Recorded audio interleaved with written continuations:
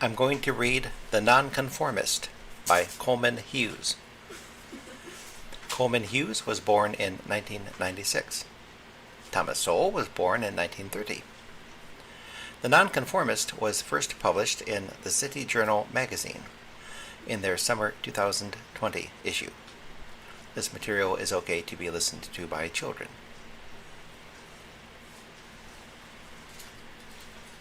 The Non-Conformist. Subtitle: Over a lifetime of scholarship and public engagement, economist Thomas Sowell has illuminated controversial topics such as race, poverty, and culture.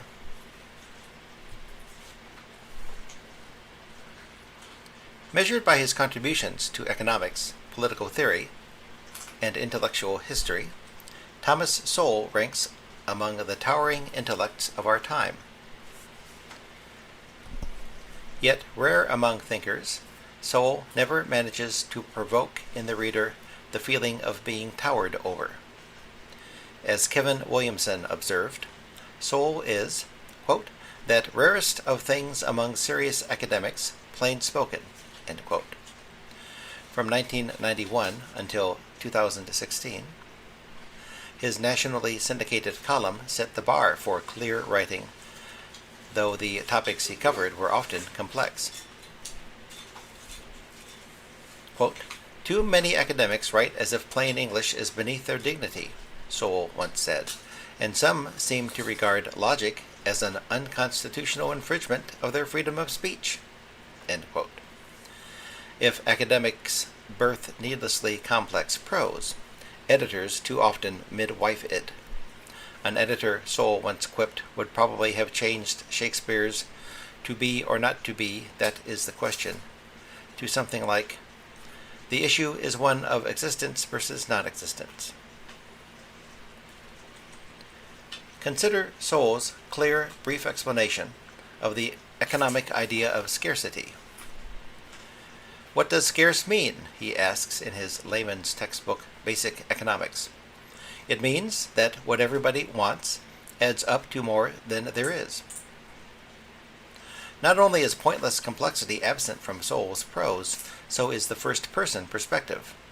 The words I or me scarcely show up in his 30-odd books, but for his memoir, titled A Personal Odyssey.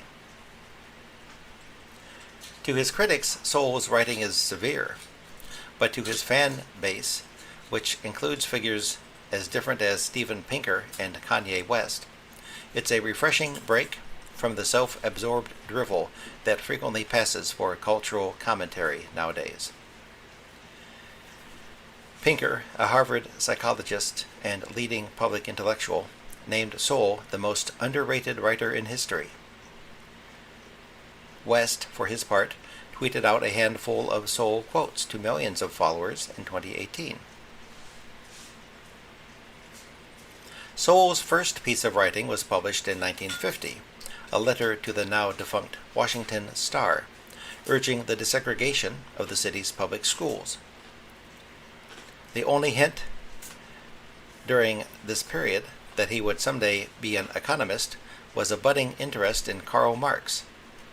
For Sowell, Marx's ideas seemed to explain so much, including his own grim experience.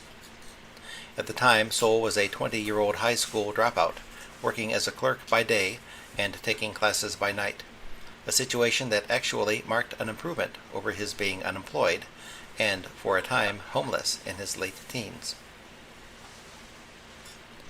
Sowell's experience had not always been so grim.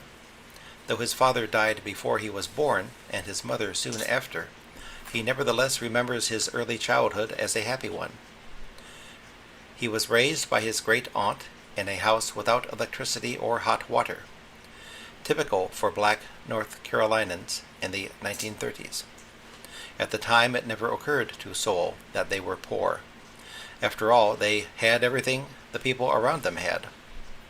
Nor did he realize what it meant to be black in the era of Jim Crow. White people were almost hypothetical to him as a child. Indeed, it came as a shock to learn that most Americans were not black. Sowell's world expanded radically when his family moved to Harlem in 1939.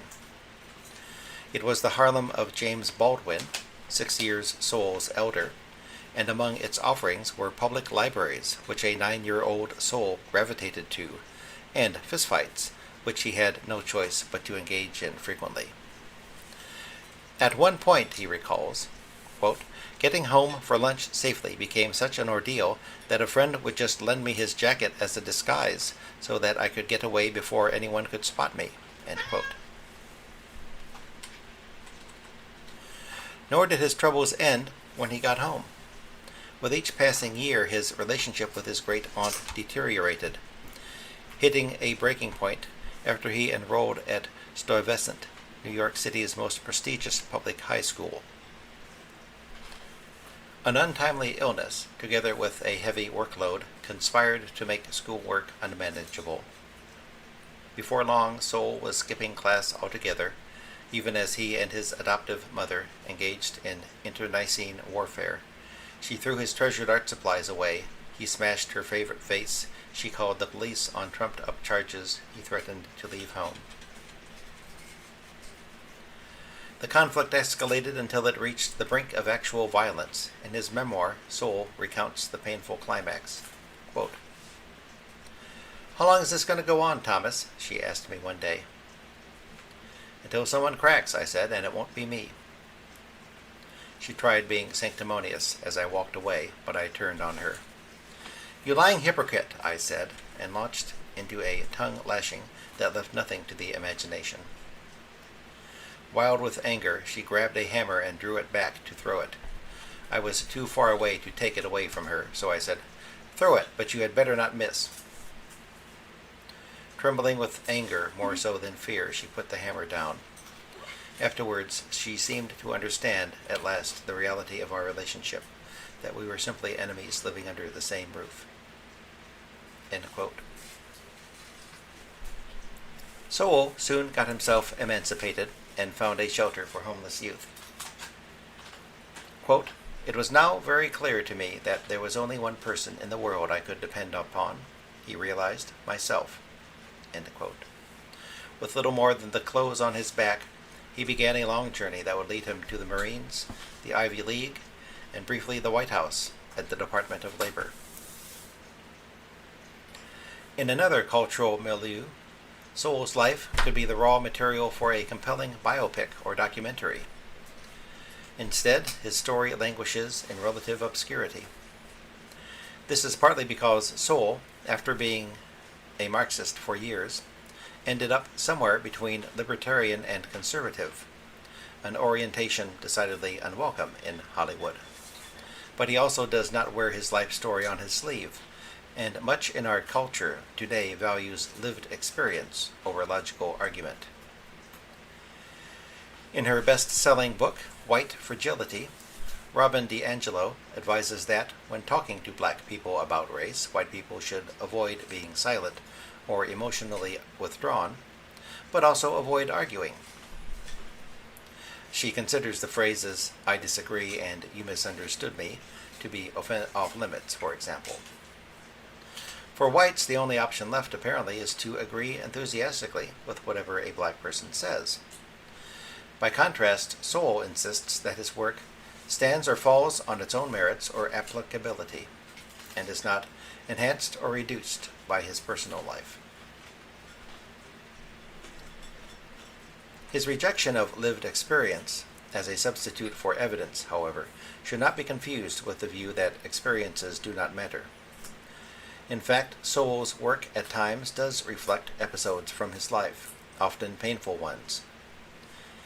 The most striking example concerns his son, John Sowell. John was born healthy and seemingly normal, but as time passed, it became clear that something was wrong. Well past the age when most kids began speaking in full sentences, John would scarcely utter a word. To outsiders, and even to Sowell's then-wife, it seemed a clear case of mental disability. Yet Sowell wasn't convinced. Speech problems aside, John was unusually bright. He could pick child locks before he could walk, for instance, and he had a prodigious memory. When he once knocked over a chessboard mid-game, and put all the pieces back in their former places. Given these underlying signs of intelligence, his failure to grasp even the simplest words was all the more mystifying. Yet hope came when, around age 4, John slowly started to speak, and final vindication came when he grew up to be a well-adjusted young man. Decades later, after his son had graduated from Stanford, Sowell set out to explain the puzzle.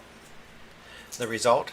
The first full academic study ever to explore the phenomenon of late-talking children who are unusually bright but not autistic.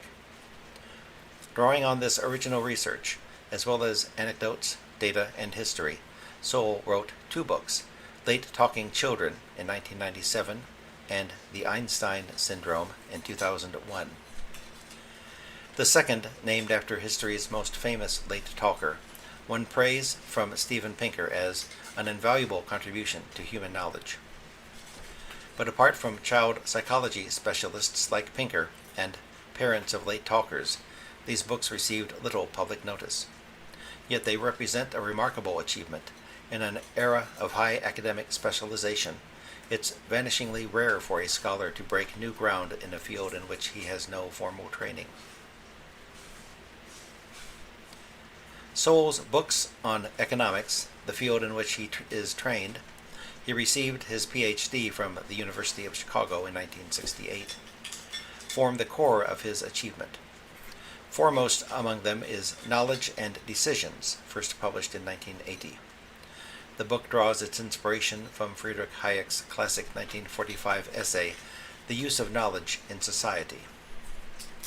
The knowledge that concerned Hayek was not timeless scientific knowledge of the sort discovered by Einstein, or the bureaucratic knowledge that a government agency gathers, but practical knowledge, the kind required, say, to run a deli on a particular street corner in a specific neighborhood, or to grow crops on a particular plot of land in a variable climate. Knowledge of this kind is both fleeting, what was true last week may not be true this week, and local. What is true on one street corner may not be true on the next. No single person can ever possess much of it. If it were possible for the sum total of such knowledge, distributed among millions in different minds, to be collected and conveyed to a single mind in real time, then a central planner could direct the economy, like a maestro conducts an orchestra. Of course, it's not possible, but Hayek's insight was that the price mechanism achieves the same result anyway. If tin suddenly becomes scarcer, either because reserves have been destroyed or a new use for it has been discovered, no central planner is needed to get consumers to use less of the metal. People do not even need to know why tin has become scarcer. Armed with no information other than the increased price of tin, millions will reduce their use of it as if directed by an omniscient force. Put another way, what would require an impossible amount of knowledge and conscious coordination in the absence of prices requires neither in their presence. Where Hayek's essay ends, Sowell's magnum opus begins. As the title suggests, the book is not only about knowledge in Hayek's sense, but also about the decisions we make, in economics, politics, war, and much else, based on such knowledge. In a world where each person's knowledge amounts to a speck in an ocean of ignorance, Sowell's thesis holds that, quote, the most fundamental decision is not what decision to make, but who is to make it, end quote. While decision makers may speak in terms of goals, ending poverty, reducing racism, spreading democracy, and so on, all they can actually do is to begin processes. Thus, when faced with the question, who gets to decide, we ought to answer not by reference to the superior goals or moral fiber of some institution or another, but to the incentives and constraints facing different decision makers. The American Revolution, with its emphasis on checks and balances, provides the classic example of Sowell's thesis put into practice. Drawing on knowledge derived from experience, Sowell writes. The founders assumed that humans are basically selfish, and created a system of incentives and constraints that would impede selfish leaders from doing horrible things. By contrast, the French Revolution, based on abstract speculation about the nature of man, assumed the opposite, that man was perfectible and that government was the instrument of perfection. The very different consequences of these two revolutions, according to Sowell, were no accident. The more common choice between decision-makers pits the government against the market. Yet for Sowell, the market is, quote, a misleading figure of speech. Many refer to the market as if it were an institution parallel with and alternative to the government as an institution, end quote. In reality, the market is not an institution.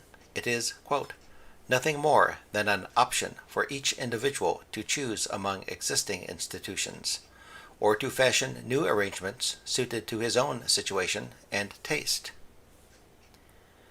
The need for housing, for example, can be met by the market in 1,000 different ways chosen by each person, anything from living in a commune to buying a house, renting rooms, moving in with relatives, living in quarters provided by an employer, etc.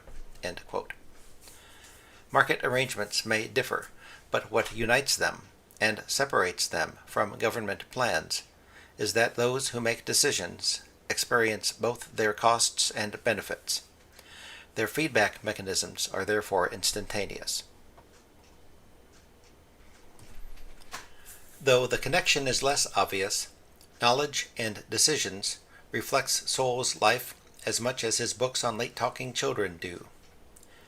Like the American founders, Sowell came to his view of government more through experience than through philosophy. In 1960, he worked as an economist with the Labor Department. His task was to study the sugar industry in Puerto Rico, where the department enforced a minimum wage law. Upon discovering that unemployment was rising with each increase in the minimum wage, Sowell wondered whether the law was causing the rise, as standard economic theory would predict.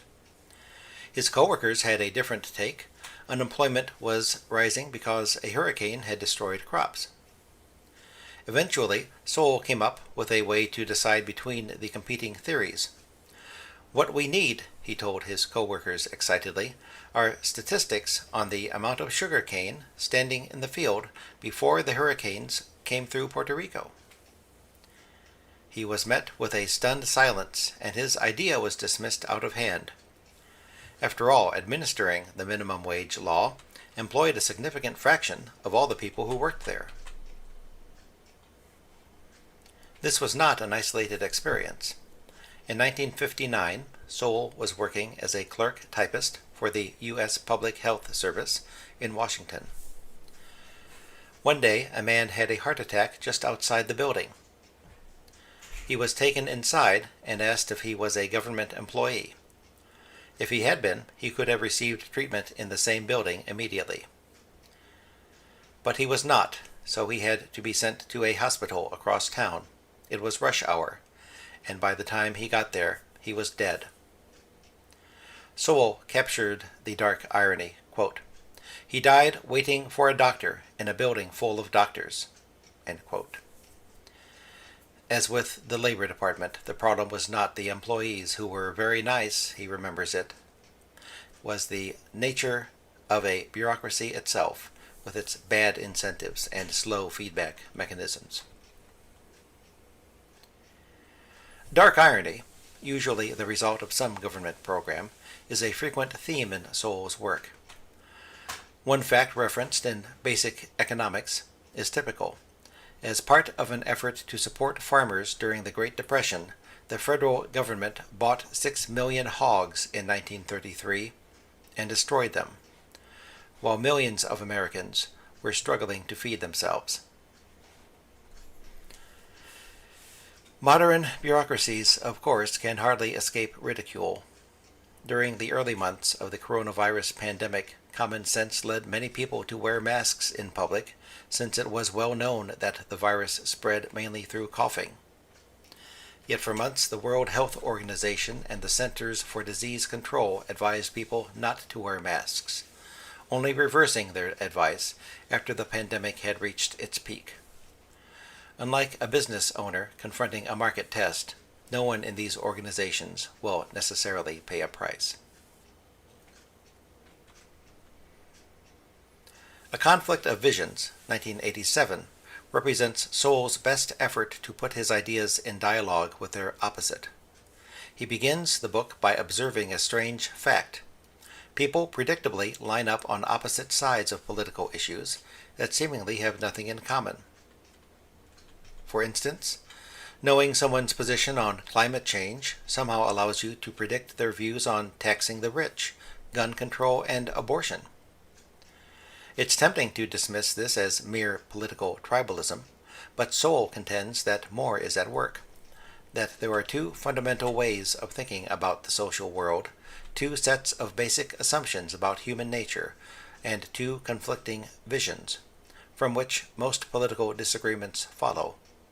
He names these the constrained vision and the unconstrained vision.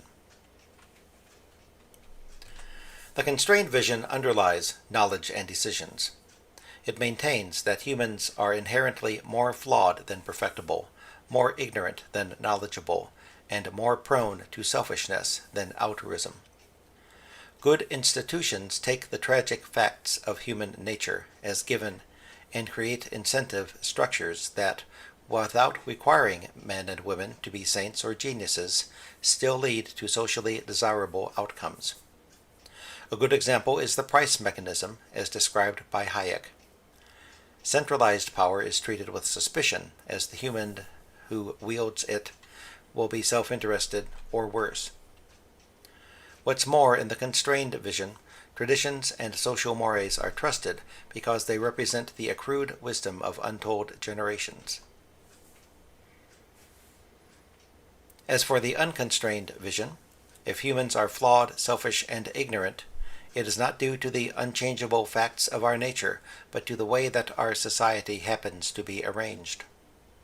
By reforming our economic system, our education system, our laws, and other institutions, it is possible to change the social world in fundamental ways, including those aspects of it purportedly fixed by human nature. Through enlightened public policy, often implemented by a central authority, evils once assumed as inevitable are revealed to be social constructs or products of outdated ideas.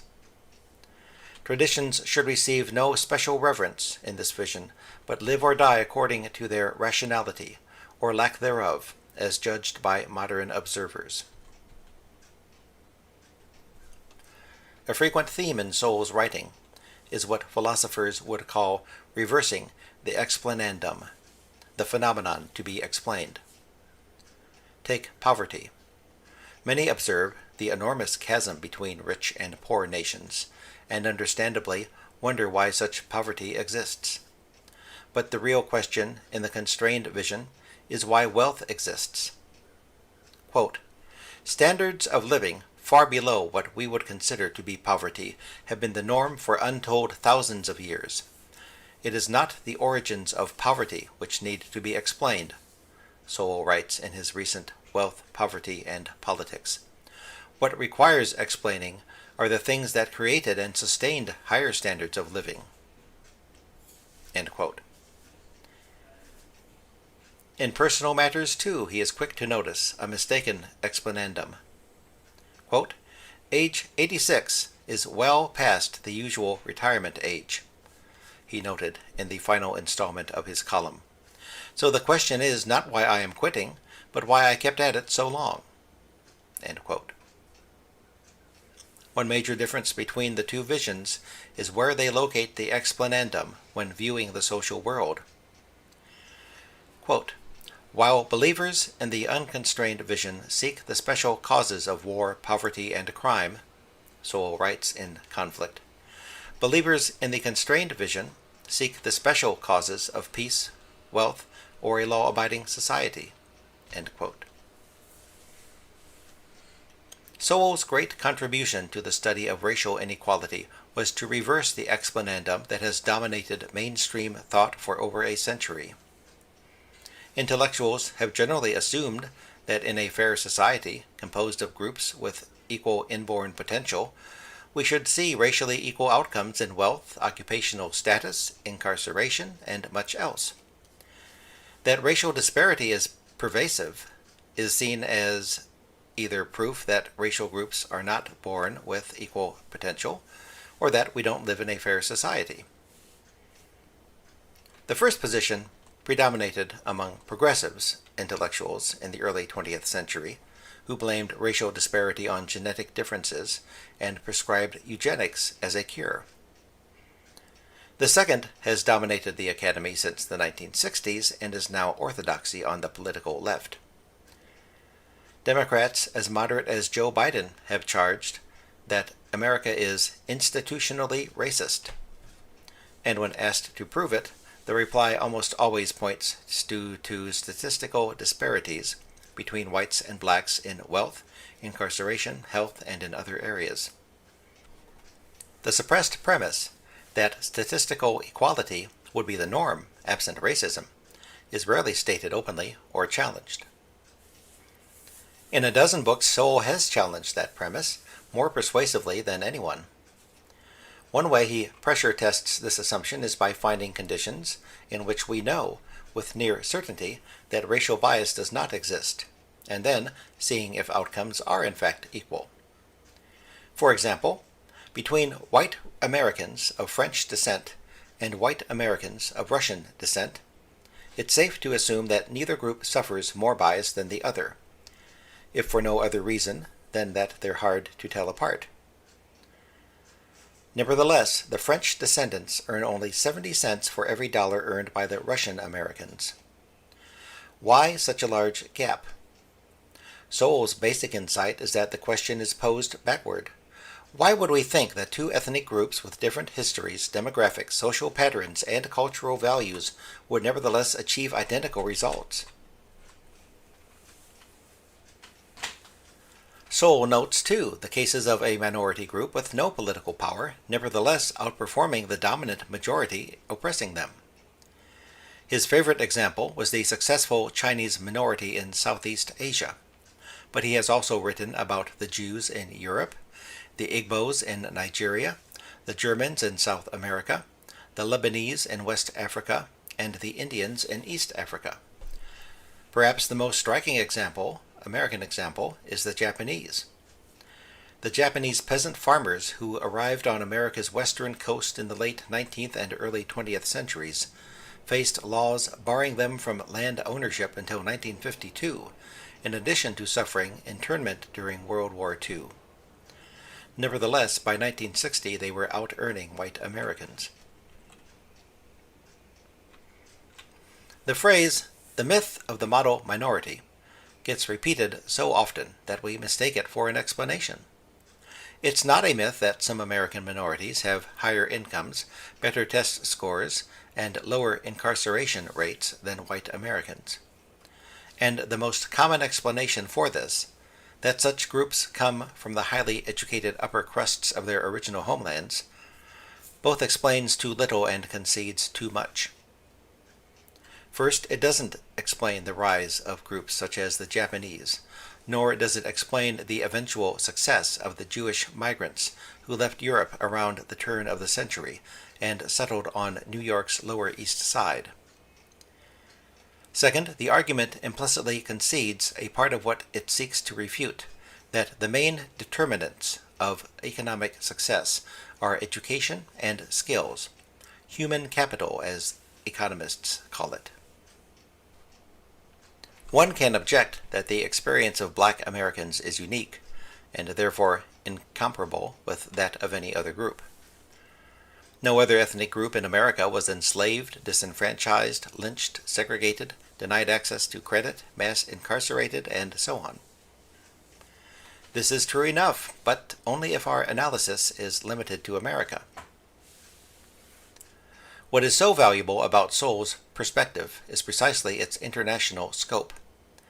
In 3 thick volumes published in the 1990s, Conquests and Cultures, Migrations and Cultures, and Race and Culture, he examined the role that cultural difference has played throughout world history. Sowell documents the fact that slavery, America's original sin, has existed on every inhabited continent since the dawn of civilization. Without going back more than a few centuries, every race has been either slaves or enslavers, often both at once. Preferential policies provide another example. What we Americans euphemistically call affirmative action has existed longer in India than in America. Malaysia, Sri Lanka, China, and Nigeria have all had it too. How does all this apply to America? On William F. Buckley's firing line, Sowell summed it up in a sentence. Quote, "I haven't been able to find a single country in the world where the policies that are being advocated for blacks in the United States have lifted any people out of poverty." End quote. Maybe American race relations are so unique that all historical and international comparisons are useless, but it's far more likely that we have something important to learn from patterns that have held true around the world and throughout history. Like others with similar views on race, Sowell has encountered countless smears, though the usual avenues of attack, accusations of racism, privilege, and all the rest, have not been available. Someone should have told Aidan Byrne, who reviewed one of Sowell's books for the London School of Economics blog. Doubtless convinced that he was delivering a devastating blow, Byrne quipped, "Easy for a rich white man to say." It's hard not to laugh at this hapless reviewer's expense, but many mainstream commentators differ from Byrne only in that they usually remember to check Google images before launching their ad hominems. The prevailing notion today is that your skin color, your chromosomes, your sexual orientation, and other markers of identity determine how you think. And it is generally those who see themselves as the most free-thinking, woke, while the rest of us are asleep, who apply the strictest and most backward formulas. To such people, the existence of a man like Thomas Sowell will always be a puzzle. He will always remain, in their minds, a phenomenon to be explained. But the question is not why a man who lived Sowell's life came to hold the views that he did. The question is why one would expect a mind so brilliant to submit itself to received opinion of any kind. The author bio at the end of the article. Coleman Hughes is a fellow at the Manhattan Institute and contributing editor of City Journal. His writings have appeared in Quillette, The New York Times, The Wall Street Journal, National Review, and The Spectator.